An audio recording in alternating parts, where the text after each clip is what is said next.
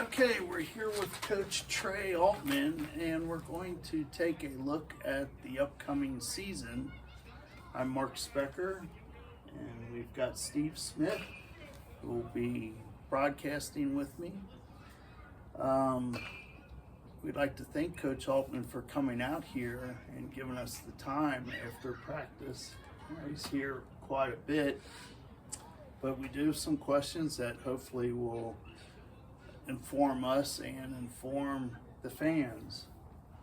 So my first question is, when the dust settled from last season, I'm sure you're proud of what the team accomplished, regardless of wins and losses. Coming off a season that had 10 seniors, half of the roster will be new. How would you describe the makeup of your team and the way you've assembled this roster? Absolutely. Well, first off, thanks for guys for being here doing this. Great tool for our program. But coming off last year, you're right, proud doesn't even begin to explain how I felt. Those guys helped us build kind of the culture that we are continuing to build up through their leadership, through their effort, through their determination. Gave these guys a great role model or role models to build on. So the team that's rolling out this year, bunch of hard workers. You know, it's a lot of guys that we got some experience last year filling in holes due to injury or due to this. But it's going to be a lot of guys that are young, that are hungry, that don't necessarily have all the PBR numbers to show, but they love playing baseball. They love coming out every day, hanging with the guys, whether it be here at the field, in the weight room, in the cafeteria. It's a bunch of guys that like being around each other, a bunch of guys who love baseball, love talking baseball. And so, you know, it might not be flashy. It might be a different brand from what we've seen in years past, but it's Lancer baseball. It's guys who love coming to the yard every day. Well, that's great. I loved watching the team last year, and I can't wait to see them play this year for sure. Yeah, definitely. And kind of piggybacking on that, you know, thinking back to last season, there were some games where it didn't start out the way you wanted, but yet those guys, they had fight and determination. And Mark and I know in a lot of our broadcasts last year never really saw quit in any of those guys, and it really paid dividends. Where a lot of times in late innings they came back, fought hard, and won.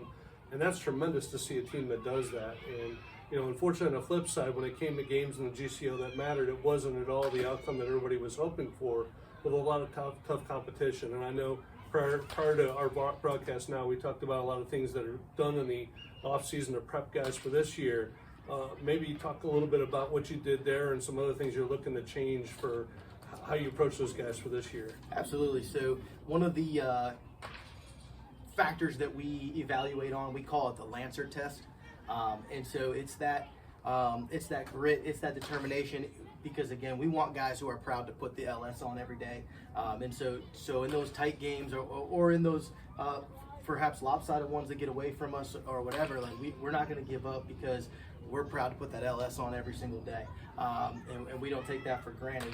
We try to build that not only from within with some guys who speak to it and give their, you know, reasons why they're at LaSalle. You know, there's a lot of really great options in Cincinnati for guys to go to high school, and a lot of guys chose LaSalle for various reasons, and so making them share that with each other, and then in addition, trying to surround the program with alumni, and so obviously my two assistant coaches, or two of the three assistant coaches on varsity, are alumni, and they bring their buddies back often to speak to our guys, whether it's a Nate Merritt or a oh my goodness, both Merritts have been in the weight room hanging out with us and talking to us, or an Andrew Sexton, and then we also picked up a couple freshman assistants this year from some of the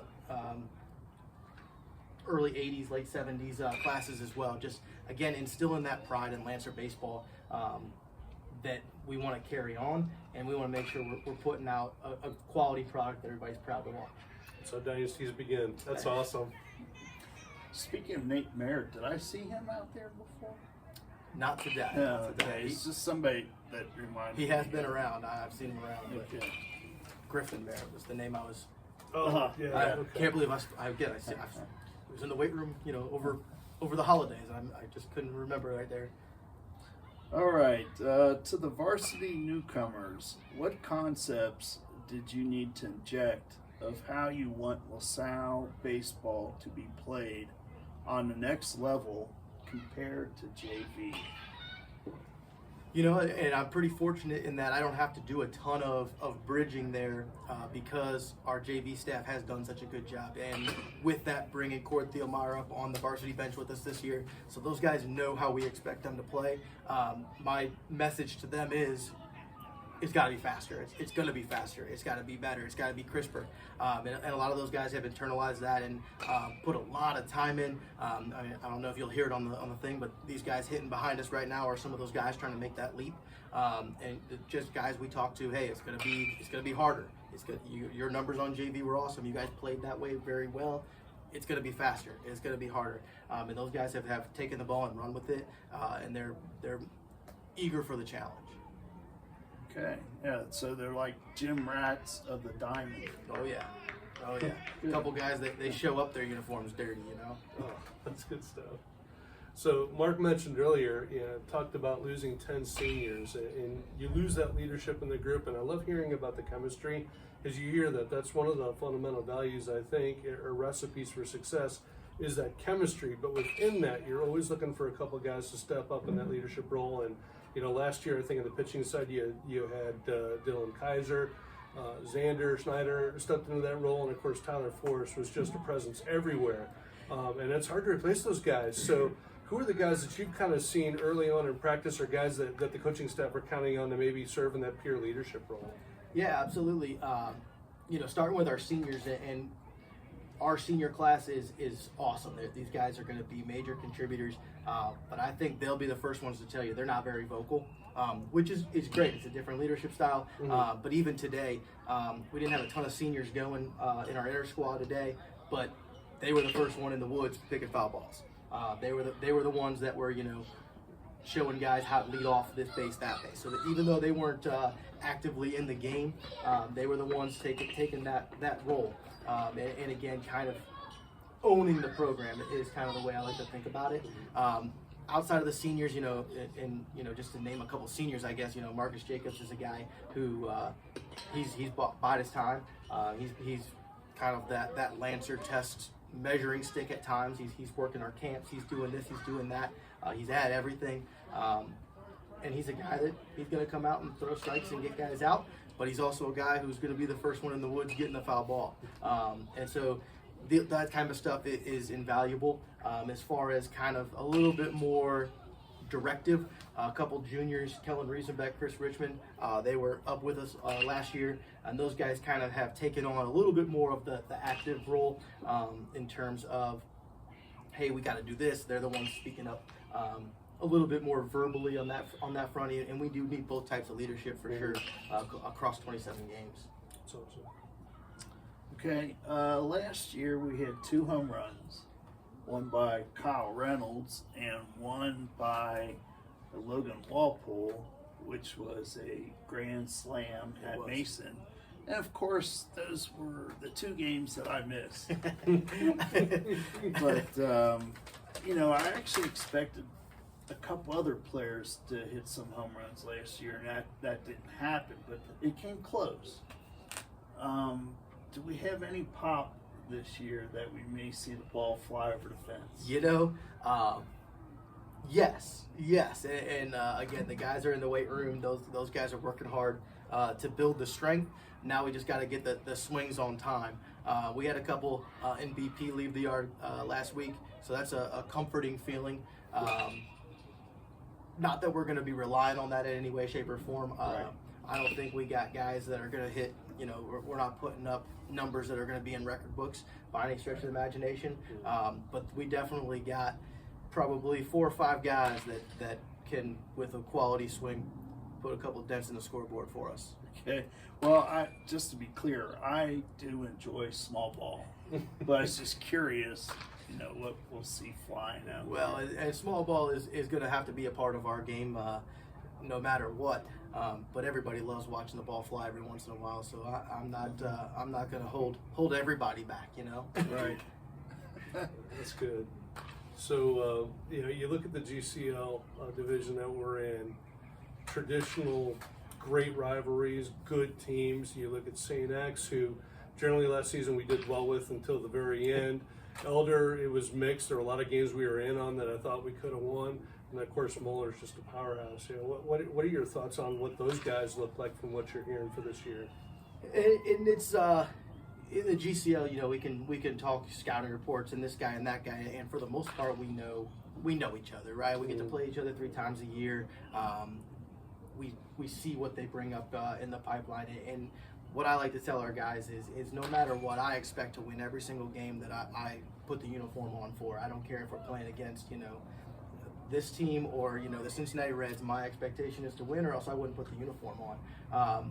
As far as the actual GCL goes, every single game is a dogfight. You know, to your point, like we're in a couple of these games that don't go our way, and just kind of trying to make sure our guys have the confidence and the level-headedness to kind of persevere through the adversity of a game like that and bounce back, because especially in those GCL games, sometimes it can go quick on you. And so making sure our guys are confident, are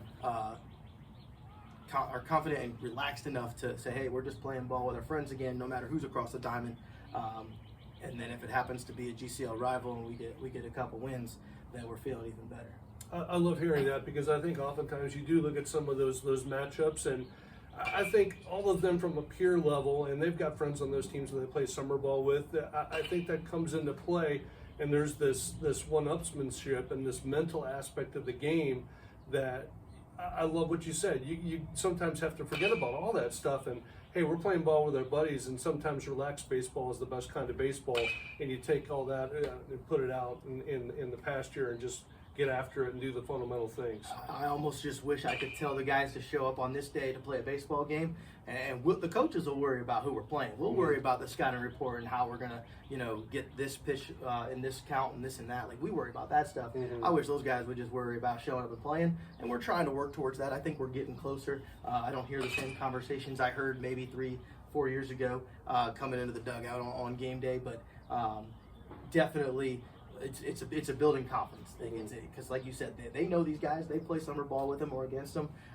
They went to school with them growing up, some of these guys. So it's a hey, why not us type of idea, even though that's kind of cliche and not necessarily something that we subscribe to day in and day out. But it's very easy to get caught up in, you know, this or that, when ultimately the kids should just be coming to play ball. And let us worry about the X's and O's. We'll tell you what you need to know when you need to know it. Love that. And that's one of the great things about baseball. I mean, on any given day, some team can win. You know, like the Dodgers are really loaded, but the Reds beat them. And I know it's just spring training, but really, it's any day a team is capable of winning the game. Absolutely. Yes. Last year you had Nate Gerhardstein. Gerhardstein? I'm not sure. Yeah. We had Nate. He came out of nowhere, and I thought he looked pretty good for someone who never played on the high school level. And I think that speaks to his work ethic, that he had to come out and really prove himself. Is there anybody on this squad that came out of nowhere? You know, I don't know if they necessarily came out of nowhere. I think we had a couple guys make some big jumps in the offseason. So guys that have been around a little bit, but might have a much larger role this year than in years past, or that they anticipated. You know, guys like a Lynch. So Justin Lynch will be probably playing some third base for us, and he's a guy who we called up towards the end of the year just to give him some experience. But he's a guy that's been hitting the cover off the ball basically all off season, and so he should, you know, make a statement for us early in the season, hopefully. Another one, I guess, is a transfer student, Tanner Reed. He came in, joined us in the fall, been working out with us, and really had a good couple weeks of tryouts and lead up to the inter squads here.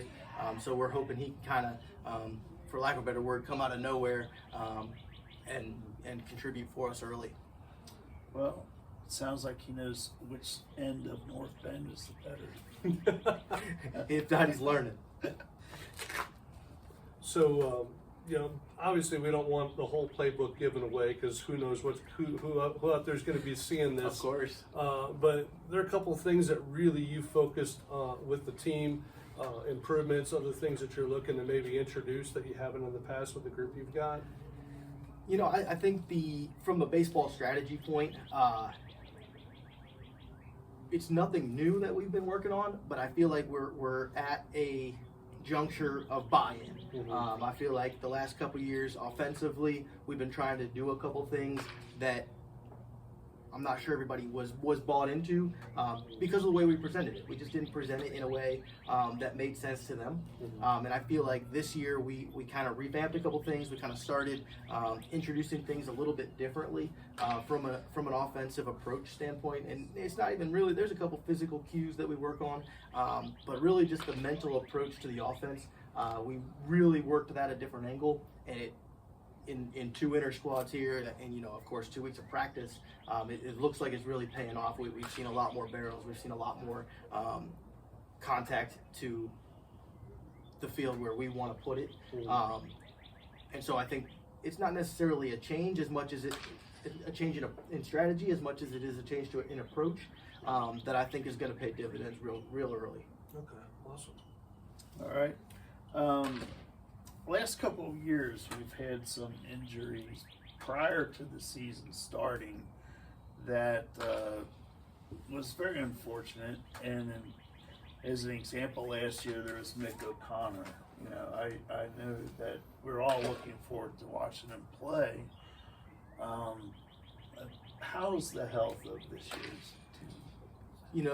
I'm gonna knock on wood because we've been doing really well. A couple of twisted ankles here. A bruised wrist here. A couple days. A couple days of ice and this and that. But I will say, knock on wood, we've been really fortunate in that department so far. Part of that is a testament to our guys' hard work in the weight room. With that new weight room facility and the partnership with Black Sheep, those guys have got our players basically, moving like pro athletes from the time they rolled in November. Even as much as wasn't yesterday, but the other day we were in there doing the same stuff, movements, building strength.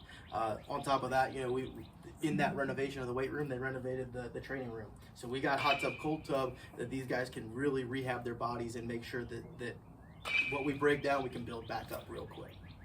Great. That's fantastic. So, the one thing that just kind of dawns on me as I hear everything that you've injected, and obviously you've been at it for several years, but this year in particular, a ton of work. I think oftentimes it's easy for a parent or a grandparent or any fan of the game. You're out here 27 games. I know there's a commitment by the coach and the staff for that, but my gosh, when the season ended last year, you hit the ground running, and the off season's been busy. It's a huge time commitment and an effort on your part to get to where we're at, and it's exciting, that culmination of all that work on the field. Just, I guess, in closing for my last question, anything you want to share with the general audience about your overall outlook and all the work and retrospectively in the last year, what you've seen and where you're looking to see things for this season? Just, I guess overall, these guys have been working really hard. At LaSalle, we have a wonderful opportunity for these guys. I mean, most of our guys play another sport. Most of our guys spend their fall on the football field or on the soccer field. Most of our guys, we got a couple guys that just joined us last week off the basketball court. And so these guys are working really, really hard all year round to represent LaSalle. And so when people come out to watch LaSalle baseball, the product on the field is going to be one of 9 guys or however many guys we roll through in that particular day, but based on role, it's going to be a bunch of guys that are proud to wear LaSalle baseball uniforms. It's going to be a bunch of guys who are going to work hard to represent LaSalle the right way. And by my estimation, right, like all the work that we've put in since the season ended last year, that's step one to, we got good ball players. Now let's just have some pride in what we're doing. That should translate pretty directly to some wins. It's going to be exciting. Can't wait, Coach. Absolutely. Well, I don't have any more questions. Is there anything else that you'd like to add that we haven't covered? No, I think we guys covered all the bases. I think it'll be a good season. Again, my guys are really excited to get out here and show it off. You know, this is kind of the hard part of the season because we were in the weight room, you know, and we're in a gym, and then we have tryouts, and so that's stressful on the guys. And now we're trying to install all these different pieces and this and that, and review all this and that to get to March 29th. And so it's an exciting time, but it's also you know, the grind where we're working and we're ready to go. But March 29th, come on out and check us out, and hopefully we'll see a bunch of people filling the stands all season long. Now, are the tryouts complete? Tryouts are officially today. The tryouts are complete. Okay. We had one more basketball player that I hadn't quite gotten enough eyes on, but we had a nice conversation today. So tryouts are officially complete. The only thing is we got probably 4 or 5 guys just fighting for a varsity roster spot versus a JV spot, and kind of those types of decisions are based on, hey, you're ready, or hey, we got to get you some more reps. So there's a couple guys where we'll have those conversations over the next week or so. But by and large, the tryouts are over. The guys that we're going to be rolling with are in the dugout. So Okay. Can't wait. So, as always, we just want to bring the game to the fans and promote LaSalle baseball. So that's why we're doing this, and we thank you for your time. thank you guys. And hopefully, you know, we've got great fans. They even follow us after their kids graduate, you know, and that's what it's all about. Just bring it to the fans. Absolutely. No, and it's appreciated because I know, you know, it helps from our side of growing the program, because we got another thing we can point guys to and say, hey, look, we got this going on. But also I know our families appreciate it because everybody's schedule is all hectic, and so if they can't make it to a game but they can tune in, it's very helpful, not only, you know, for the families but the program as a whole. So I'm very appreciative and very happy to do this with you guys any chance we have.